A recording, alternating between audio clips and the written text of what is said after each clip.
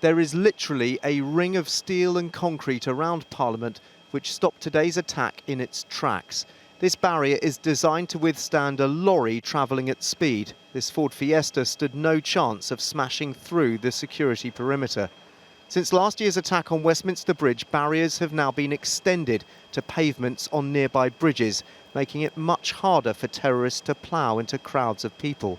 Well, these barriers were put in after the Westminster attack. Chris Phillips is the former Detective Chief Inspector who was in charge of putting much of the extra security in place in public places. We've had lots of other protective security measures in place before that, and these are a great example. They're chorus bi-steel barges, and they're designed to stop vehicles at very high speeds, and they'll stop them dead so that they cannot get into the area that you're trying to protect.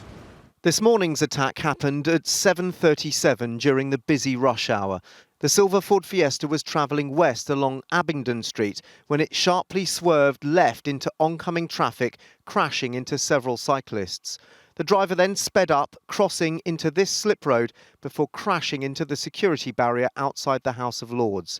It was only a few hundred metres from last year's terror attack when 5 people, including a police officer, were killed. Like today's attack, last year's involved a car being used to mow down people.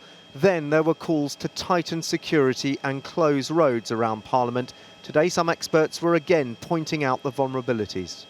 The proximity of this road is very serious in relation to the Houses of Parliament, because any sized vehicle bomb will inflict damage regardless of those barriers. One solution would be to stop all traffic from passing in front of Parliament. It's always an ongoing issue for the Speaker and the Deputy Speakers to look at how Parliament and our democracy is protected.